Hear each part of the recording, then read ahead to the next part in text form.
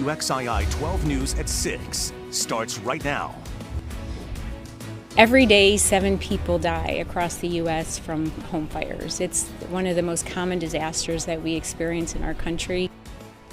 It's a tragedy that hits close to home for several communities over the last few days. Right now at 6, more in the effort to help at-risk families, making sure they have a chance to safely escape a house fire. Plus, former President Donald Trump calling on his supporters to take action after he says he expects to be arrested next week. And there's an important recall you need to know about, and it's involving baby formula.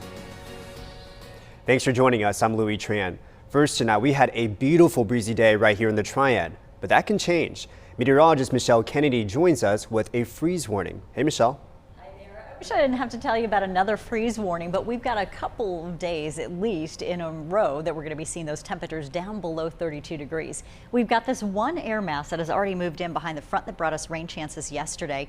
Now the cold air, we've got another reinforcing shot of it. It's coming in behind the second cold front. So temperatures at 59 degrees in Charlotte, 39 in Boone, and watching for just a few clouds this evening, maybe a few snow flurries for folks up in the high country. Temperatures are right behind it. You see 24 degrees in Chicago, 32 in Cincinnati, and down to 26 in Minneapolis. So this cold spell lasts for a few days, at least for the morning hours. And we're looking at for at least Sunday morning from 2 a.m. up until 10 a.m. expecting to be at 32 or below.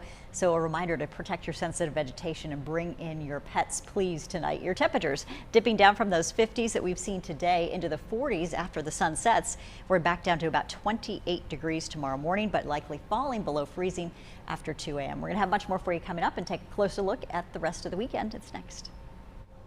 All right, thanks, Michelle. Across the Triad, there have been a number of deadly fires this week. 5 people have died in 4 separate fires. Among the victims are 2 children. Now, these tragedies are highlighting the importance of working smoke detectors.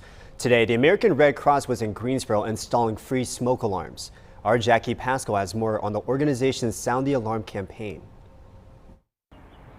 After several deadly fires here in Greensboro, including one that killed 3 children here on Grimsley Street back in December, firefighters say there was an increased concern to make sure homes here were safe and had those working smoke detectors installed. Going door to door down Grimsley Street. I'm just putting up one right in here to kind of protect all the bedrooms. Hoping to have every household equipped with working smoke alarms.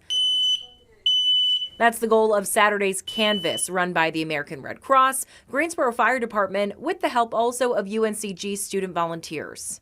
Putting up smoke alarms or changing batteries or talking to people or answering questions about smoke alarms, fire safety, anything like that.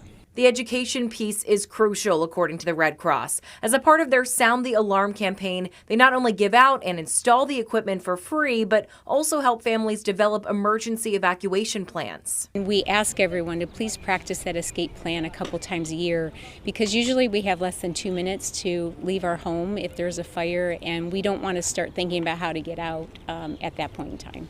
Every day, 7 people die across the U.S. from home fires. It's one of the most common disasters that we experience in our country, but having working smoke alarms can decrease that chance of death by half.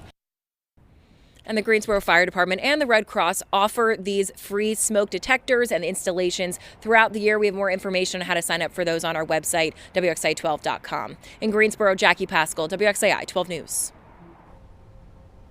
All right, thank you, Jack. Now, the Red Cross is going to hold another Sound the Alarm campaign, and that's going to take place in Greensboro on April 1st.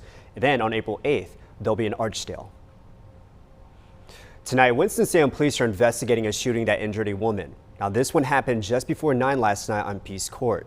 Investigators say that shots were fired from outside on West 14th Street, and a bullet hit the woman inside the apartment. At last check, police say she suffered a non-life-threatening injury. At this time, no details on a possible suspect. Meanwhile, it's been 9 years since a man was shot and killed in Greensboro. And tonight, there's a $5,000 reward for information that can lead to an arrest. On March 16, 2014, Warren Portis and a friend were walking on Friendly Avenue by the federal courthouse. Police say that's when they were attacked by 3 men. The friend survived, but Portis died from his injuries. According to investigators, the people inside this dark minivan caught on a security footage witnessed the attack. The suspects got away in the light-colored 4-door car that you see driving away. Now, if you have any details that can help police, you are asked to call them right away. In Burlington, police say they arrested a second suspect in a shooting. Investigators say that on March 7th, a group of teens shot at a car on Wicker Street. There are no injuries reported, and yesterday, police charged the 16-year-old suspect with attempted murder. A second boy is accused of aiding and abetting. And now let's focus on politics. Former President Donald Trump says that he expects to be arrested on Tuesday, and now he's calling for protests. After a years-long investigation into his alleged role in a hush money campaign scheme, New York law enforcement say that they're preparing for a possible indictment. Isabel Rosales has the latest. On Saturday, former President Donald Trump making this post, lashing out, saying he expects to be arrested on Tuesday of next week, writing, "Protests, take our nation back." The possible indictment comes as Manhattan's prosecutors investigate Trump's alleged role in a $130,000 hush money payment made to adult film star Stormy Daniels, days before the 2016 presidential election. The former president has denied wrongdoing and did not reveal details on why he expects to be indicted. His spokesperson said he did not receive notification about any possible indictment from prosecutors. The events of this case stretch back 6 or 7 years. It's tracking his. So all of this creates a bit of a mess, both legally but sort of practically. On Saturday, House Speaker Kevin McCarthy says a potential arrest is, quote, an outrageous abuse of power, and calls for all relevant committees to immediately investigate if federal funds are being used to subvert our democracy by interfering in elections with politically motivated prosecutions. If the former president is indicted, it would mark a historic first. That means you've got a prisoner who's arriving in a motorcade with a security cordon, escorted by armed Secret Service agents. You'd have to go through that process of getting his fingerprints, shooting his mug shots. On Monday, another witness is expected to testify before a grand jury in Manhattan. It's not clear whether this would be the final witness before voting on a possible indictment. I'm Isabel Rosales reporting. And former President Donald Trump announced his first official rally of his 2024 presidential campaign. It's scheduled for next Saturday, March 25th in Waco, Texas. It's traditionally a red state where he has a large following. And right now, there are 3 candidates in the GOP race. The former president, Trump's former UN ambassador and former South Carolina Governor Nikki Haley, and entrepreneur and author Vivek Ramaswamy. Now, last month, the Republican National Committee announced the first GOP primary debate is going to be in August in Milwaukee, Wisconsin. Milwaukee is also going to host the Republican National Convention next year. And right now in South America, first responders are looking for survivors after a powerful earthquake this afternoon. The earthquake hit the southern part of Ecuador, near the country's second largest city. It was measured at a 6.8 magnitude. And at this time, at least 12 people are dead. A number of people are still trapped under rubble.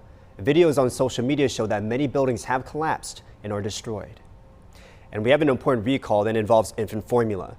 Perrigo Company makes Gerber's Good Start infant formula. The company is recalling some of its Gerber Good Start Soothe Pro powdered infant formula. Officials say it may be contaminated with bacteria. The formula was made between January 2nd and January 18th of this year. And at this time, officials say there are no reports of illnesses. For more details on the product codes, just visit our website at WXI12.com. March Madness is still in full swing in Greensboro, but today there's a sporting event happening, but of a different kind. A March Madness Sports Card Expo is happening right now. It's taking place at the Meridian Convention Center. Organizers tell us there's much more there than sports items. We are having a sports card and Pokemon show. It's a sports wax promotions card show.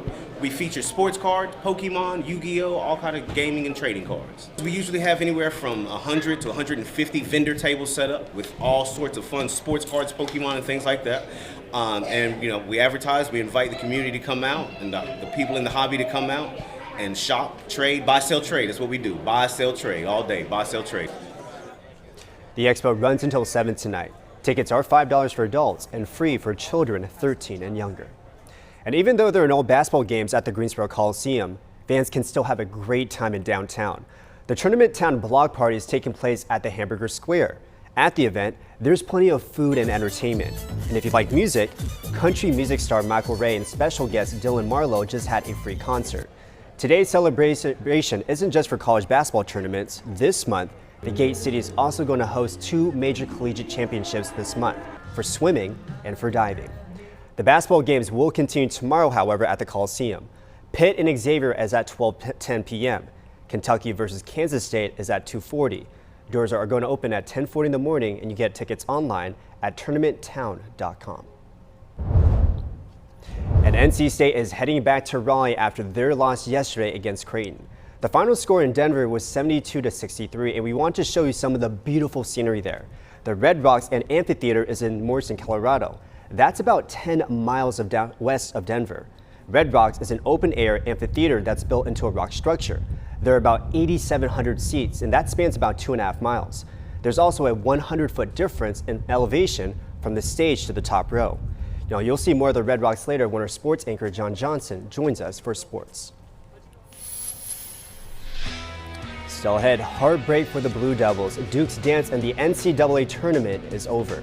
Sports director Lauren Wash joins us live in Orlando with more. An earlier than expected peak bloom. I'm Christopher Salas at the Tidal Basin in Washington, D.C. with how rising temperatures are threatening the iconic cherry blossom trees and agriculture across the country.